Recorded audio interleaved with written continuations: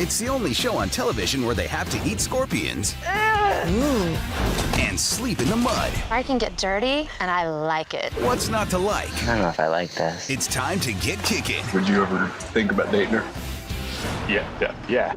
Kicking and Screaming, all new Thursday at 9/8 Central on Fox. Hannah, Simone is in the house. Hannah, woo! Well, we're so delighted to have you here today at Build. Thank you for stopping by. Thank you. Yeah, Amazing. You know, we all know you from New Girl, but you're on another Fox show right now called Kicking and Screaming. Very different from New Girl because it's sort of it's a reality show, competition show, right? Yeah. I mean, that's pretty much how I would describe it. But the premise is really fun, and I'll let you describe it because you'll do better than I can. So it's hilarious, though. I think it's kind of funny. Yeah, it's super funny.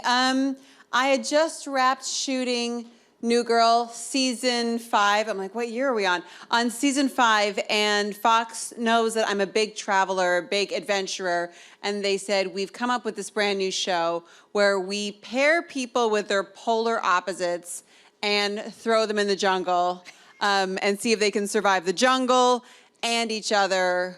Would you like to move to Fiji? And I was like, yes, please, packing the bags. So yeah, that's how I got involved with the show, and it was an incredible experience. Yeah, so basically how many survivalists are there? There's 10 survivalists and 10 novices. Yeah, so these people, can you talk a little bit about what their background is? Because these people are no joke. Yeah, the survivalists are intense. We have warlords and marine snipers, ninjas, and then we have the novices who are cheerleaders and club kids, people who are scared of camping. Right, and the best part is like when they're coming up, the regular people, not the survivalists. I don't know how you would describe it. They're in a boat and they have all these, they have their suitcases with them. Yeah, and which is full of like makeup and shoe options. And the look on everyone else's faces, the survivalist faces, is like incredible because like what did we just sign up for? Yeah, I feel like the survivalists thought the show was going to be a walk in the park. No problem, right? Just I can survive, I can hunt, I can live through all of these challenges that the jungle brings. But the idea that they would have to then be paired with somebody that was going to have a total meltdown if their makeup wasn't perfect, that was a massive challenge. So the show became almost less about the jungle and more just about relationship building. Because if your partner quits or doesn't want to be in the game anymore, you're also out of the show. So if you want to win $500,000, you have to somehow find common ground as a warlord with a cheerleader so you can get that money. Right. So they set up shop, and I mean, first of all, they don't really know how to begin even just setting up like a camp for the night, and so they're really learning from one another, I think, right? Yeah. I mean, the first few episodes, you see how tough it is. Because it's hard, especially for the survivalists. Again, I think they were just shocked by the level of challenge because they have quite a lone wolf mentality. And their ability to follow orders. A lot of them come from like a military background. They're not used to someone saying like, no, I don't feel like it. I don't want to build a shelter. They don't understand that. And so for the first few episodes, it was fascinating to be on the ground and watch how these guys had to go, okay, I have to now work on compassion and empathy and getting to know you and build a friendship so that we can find a way to get you comfortable to keep you in the game so we can achieve our common goal. So what are some of the, for the people who haven't seen the show or maybe to tease ahead, what are some of the competitions that they have to go through in addition to just surviving in the jungle? Yeah, the challenges were incredible. I was so excited to see them being built. Josh Silverman is the guy who built all of our challenges. He did Fear Factor. Oh, nice. So he knows how to push the limits and the boundaries, both for the survivalists and for the novices, which was also cool. Again, it wasn't easy for anybody. But the one that I was really scared of from back in LA when they told me about it was a challenge I started to call Fear Pong. Okay. Like beer pong. But not quite. Yeah, but not quite. Because I am not into bugs. I don't know how the rest of y'all feel about bugs, but they are not my friend. I don't like them big or small, venomous, not. I don't care. I don't like them. And I had to be able to bring them like a platter of creatures that they would then have to eat. I didn't even have to eat them. Just the idea that I had to bring them the plate and then watch them eat it like for a month in advance, I was just terrified by it. I don't know how they actually accomplished it. It was wild. It was wild. That's crazy. What any other crazy instances that you can tease or let us know about that we haven't seen yet?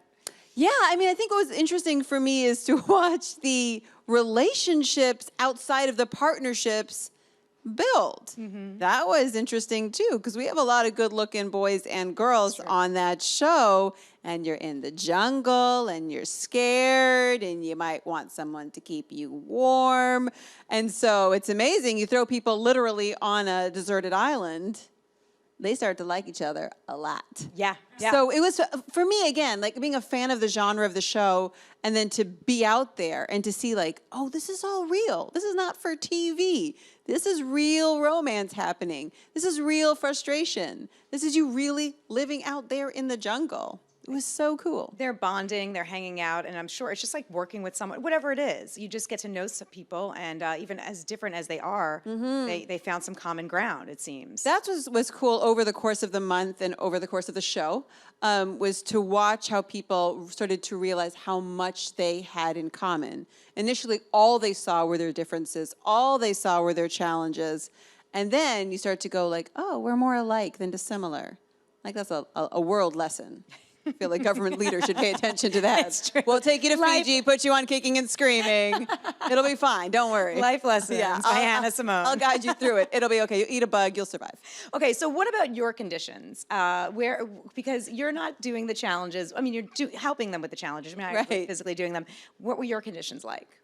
My conditions were I would host the show full stop. Okay. There's no way. Yeah. I had to make sure. I was like, I'm more on the novice side than the survivalist side.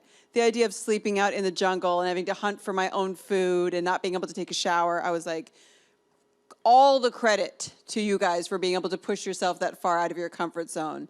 I mean, I didn't realize how much jungle I was actually signing up for. If I had known, maybe I would have read that contract a little more carefully. That's the part that was like so crazy. Like, you can't escape the jungle. We shot, I mean, they're living out in the jungle, and so we would shoot for about 12 hours a day with me. Wow. But the rest of the camera operators are out there 24 hours round the clock, nonstop. But once I'm out in the jungle, 2.5 hours deep into the drive, and you're there, you're there. Yeah. So I had to kind of face a lot of my own jungle phobias too. Yeah. But you were able to take showers. Yes, at night I did go home and take a long hot shower. I'm not going to lie. I'm so sorry to the contestants, but that's true. I did. All right. So you know who won, but you have to keep it top secret now. Correct. That must be pretty Yes. hard. It is hard. Right? Especially you're doing is this hard. round of interviews and press and all that kind of Yes. stuff, right? Have I you know. told a soul? No. Okay. Nobody. All right. But I hate it. I hate it when people spoil TV shows for me. Yeah. I'm not the person who's like, oh, who cares? Just tell me. I'm not that person at all. I'm like, I'll kill you. Don't tell me anything. I want to know for myself. I want to watch it. I want to have the moment. Don't steal my moment. So, yeah, I'm not spoiling it for anybody. Don't worry. I got you. It comes from a good place. Like, I got you. Well, you're a fan of the genre itself. What are some of your favorite reality television shows? All the shows. It Really? doesn't matter. Name a show. Name a type of reality show. I watch it. If it's a cooking show, I watch Top Chef. If it's a survival-esque show, I watch ours. Or I will watch, Survivor or Anthony Bourdain's show. I mean, I watch all the Housewives. I mean, I watch all of them. I watch all the shows. So being like a super fan of reality TV, when someone calls you up and says, do you want to host a reality TV show? You're like, yes. Sure, I want to understand how the machine works. Absolutely. It was super cool. Did you ever want to be on a reality TV show before, when you were just starting out in the business? No. Okay. Never, but even as a contestant, No. Okay, no. I wanted to host all of them. Yeah, but not I would be- host all of them. But to be a contestant, you have to be, I feel like, it's really brave. You have to be very vulnerable. Yeah. It's a lot. I mean, I had so much respect for our contestants because not only the jungle, like I said, but really having to work with somebody else that isn't on your side initially is hard. I don't know. It's It crazy. was super cool. All right, so we won't see you on a reality competition show competing anytime soon, but Right. you already have background hosting. You did much music. That's where you Yeah. got your start. So did it feel kind of natural to go back into that hosting vibe? Yeah, I mean, hosting was great. It was easy for me. Yep. But also just like as a fan, it was easy. It's so great when, I mean, when you get to do a job that you love. Totally. Yeah, you have that natural enthusiasm. I was excited to wake up every day to drive to the bugs in the jungle, which tells you something. And it was just, the thing I had to practice the most, and it's the same thing on New Girl that I have to practice the most, is stay professional.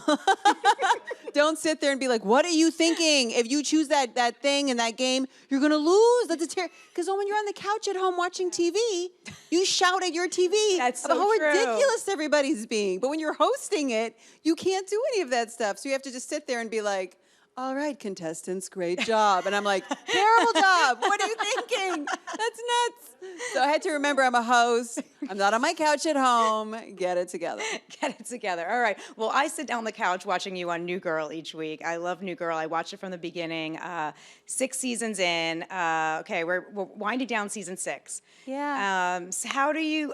Okay. Well, can you tease the rest of the season a little bit? So. I just explained my whole philosophy on spoilers. I can't do it. I can't be that guy. Okay. But maybe you could just so there's only 3 episodes left, I think, or 2 or 3 episodes left of 3 the season. episodes left. Okay, so everybody's pulling, we know that you're together with Schmidt. Yeah. I'm seeing some closeness between Jess and Nick. Yes. And so I'm just wondering if they're going to end up back together.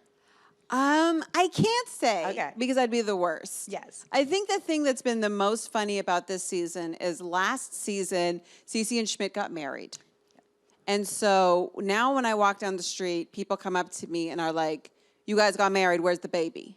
And I'm like, you understand that it's, they have to write the baby. It's not like I can be like, oh, I'll go home and start trying. Like, I'm sorry to disappoint you. It doesn't quite work like that. It's not a biological decision. It's like there's people in a writer's room, they'll make that decision. But I know people are really excited for like a Cece Schmidt baby running around the loft. Okay. So I don't know what happened. If we have a season 7, Yeah. that would be pretty cool. But I genuinely don't know. Okay, yeah, and you don't know, because I know, we know Fox hasn't announced it yet, so you don't know No, yet. I So don't know about a season 7, but I hope so. I'm rooting for it personally, because because you just moved into your own house, you and Jay Schmidt. Poor Aviv. Yeah. Yeah, I know. So I feel like you need to like settle in a little bit there. Yeah, it would be great to explore that new space and new relationships and the fact that we're married. I think a season 7 would be great, so I hope so. What do you think it is about Cece and Schmidt that really works? I think what has been so compelling about those two is that Liz Merriweather really created an honest relationship. I feel like she addressed the fact that for a lot of people, and most people don't like to talk about it, but physical intimacy was easy for them. Yeah. Emotional intimacy was really hard. And that's not what we're usually taught in the stereotype of relationships. So she addressed that. She kind of owned that. Both Cece and Schmidt made mistakes, which in a comedy maybe people don't lean into as much, but they made real mistakes. And they had to really heal from that.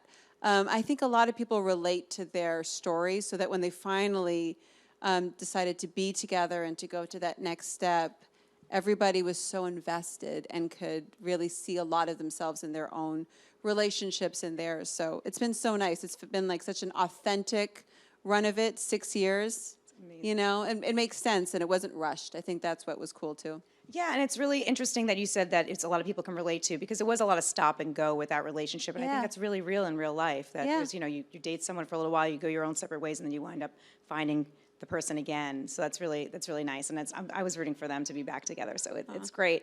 What about that show? You signed on 6 years ago. I mean, is it really like a family with your friends on that show? Yeah, for sure. I mean, for all of us, this was our first like ever big TV show. And you never know how long it's going to go. We didn't know 6 years out the gate. It could have been, you know, a couple months.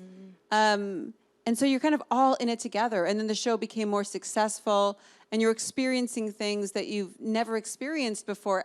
And then your personal life when you walk out of the studio gates. And so you have this instant family. In a lot of ways, I could relate to all the contestants on Kicking and Screaming. You're thrown on an island. You're not really quite sure what's happening, but the stakes feel really high and exciting. It's kind of like being like on a show like New Girl, where we're all thrown together. We're different people, but you bond because the experience is so intense. So yeah, we're like a legit family. That's why I also want a season 7. Yeah, Yeah. then you would miss your friends. You'd miss your friends. Yeah, exactly. Yeah. Well, I really like the friendship between Cece and Jess because I think Yeah. that's really special. Can you talk a little bit about that and how that friendship has stuck together, and if you have a friend like that in your own life? Sure, yeah. I remember reading the pilot, and the thing I loved about it, I'm like, man, there's no way I'm going to get to do this show. There's no way.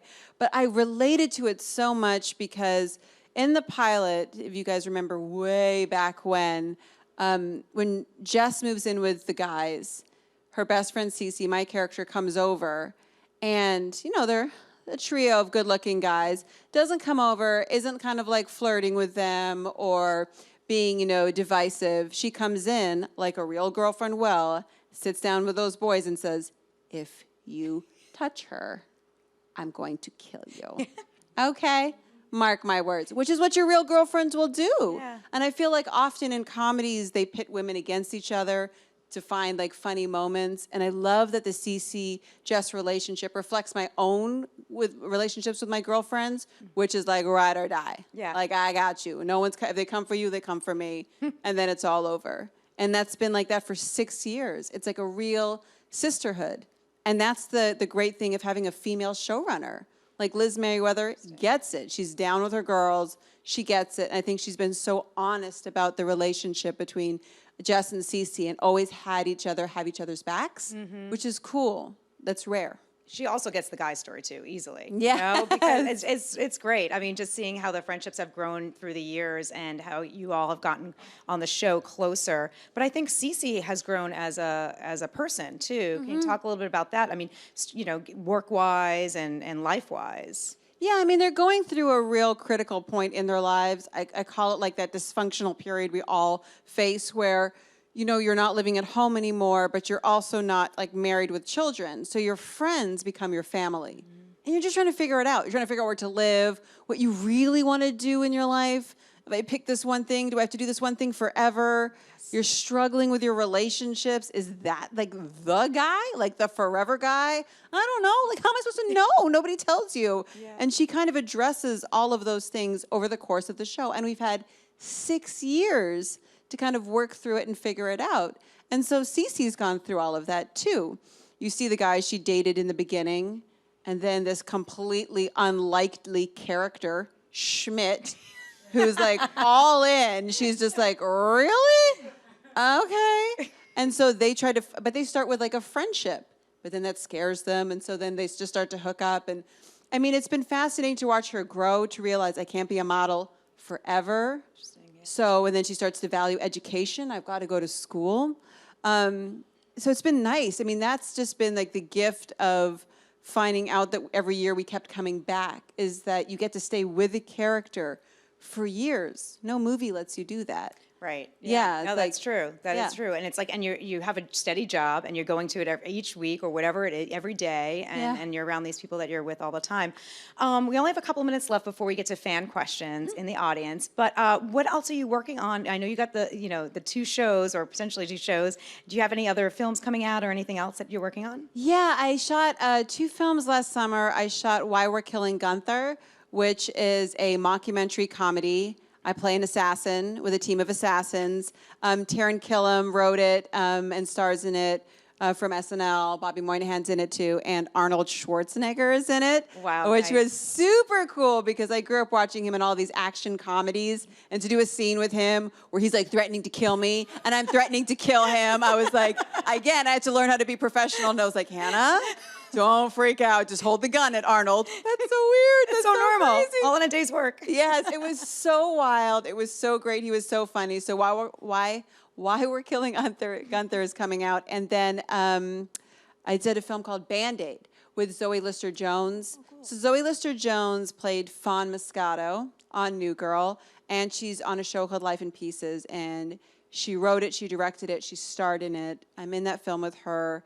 And she really is very passionate about representation in the industry, women in the industry. So she hired an entirely female crew, top to bottom. All women worked on the film. That's great. And it was a phenomenal experience, a great film. It did so well at Sundance. And I think she just posted that it's coming out soon in the next few months. You'll be able to see that. Nice, 2 things to look forward to. But I hear a running theme that we're talking a little bit about here about representation and female leaders. And can you talk a little bit about that and how important that is? And you could see it right there in New Girl with a female showrunner. Yeah, I mean, representation is so important. I never thought that I would have a place in this industry, especially in like a mainstream American sitcom. I grew up and I didn't see anybody who looked like me. Yeah. And I remember when Liz Meriwether cast me, I went and spoke to her and I said, wow, what you did is so cool. You have no idea. I'm half Indian, half Greek, but for even like little Latina girls or Arabic girls who look on their TV and they see me, I know that they see a reflection.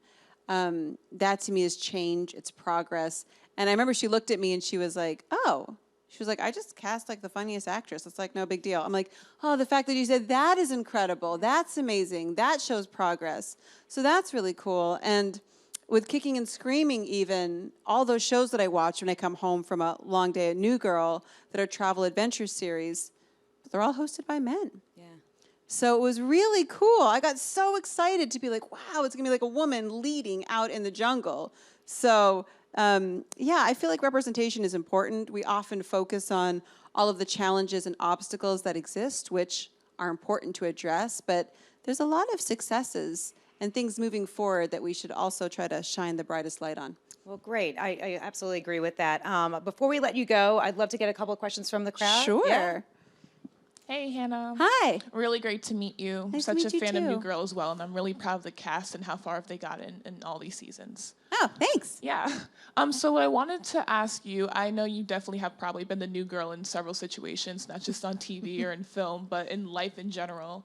And I was wondering, what type of tips do you have in mind for people who are the new girl or this new person entering a situation? That's such a good question.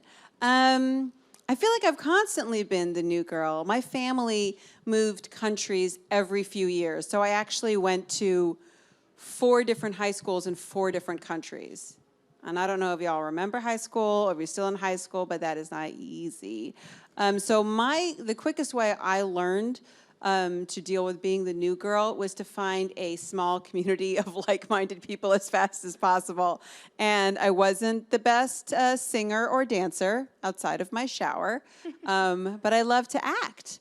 So when I would join a new school, I would always join like the drama club or the theater club, because that took like a new school experience from being like hundreds of people. I'd walk into a room with like 20 people, and we all had something in common, so we had something to talk about. So that's kind of what helped me be the new girl when I would show up in a new high school every single year. Hey, Hannah. Hi. I love how, like, in New Girl, they kind of, like, showed some of your cultural background, like, with the arranged marriage and then the culture clash, with your mom not accepting Schmidt right away. I was wondering if you how much you relate to that, being from a mixed family, too. Oh, that's another great question. That was really cool when that happened, when they started to address a lot of Indian cultural things in the show, because, again, a credit to Liz Meriwether, it wasn't like they were like, we need an Indian actress because there's so much comedy in Indian culture. That would be terrible. Instead, it was they cast an Indian actress, and then as our show went on and on and on, they started to dig not only into my background, but to all of us, all the actors' backgrounds, to go like, ooh, what stories can we mine from you? Where did you grow up? What was your neighborhood like? And started to put it in the show, which means you also be very careful what you said around the writers, because all of a sudden you're like, wait a second, what, you want me to do that? That was private. I don't want the whole country to know. So the arranged marriage thing was really interesting. I'm half Indian. My dad was quite groundbreaking in the 70s because he had a love marriage. So there was no pressure from my family to have an arranged marriage, but I know it's something that a lot of my friends, family on other sides had gone through. So when they came to me and they said, so what do you know about arranged marriages? I was like, nothing. I said, but it's an important issue to talk about, to address, especially if you're part of this new generation that maybe that's not for you or what you want. How do you deal with it? And again, credit to our show for really talking about things that are big issues and that can be tricky. So I called a lot of friends and we had big discussions. And it was so cool. It was so cool to be on a set. We did an episode called Table 23 where Cece does like these kind of like speed dating things to kind of meet all these suitas. And it was so cool to be on a set with all these Indians, you know, and to know that all these Indians were like working that day and we're all working together because here we are in this big American mainstream sitcom and they're like, you know, they wanted to see and kind of represent everybody. It was really cool. So, yeah, it was dope that the show did that. Thanks. We have one more question. Hey, thanks for being here. Oh, hi. So you mentioned you're a big reality show fan. I wondered, has working on a reality show changed the way that you view reality TV? The only thing it's changed, it's made me more obsessed, which I didn't think it was more possible. You can ask all of my friends who are over there. It's already a real problem. Because now I've been like inside, right? I like crawled inside the Matrix, man, and I saw how it all works, and I just can't wait to do more of it. It's such an incredible thing to experience because it's real for everybody. For the contestants, you feel like you're on your own reality show. Like I understand why the show Unreal is so popular because you're like, they need to just, after they stop like filming the contestants, just like turn it around on the crew and everybody else because we're all really living out there in Fiji going through our own experiences. Yes, it's only made me worse. Thanks so much for your questions. And thank you so much, Hannah Simone, coming no in worries. today. Thank you all. And watch Kicking and Screaming Thursday nights, 9 p.m. on Fox. Give it up one more time for Hannah. Thank you.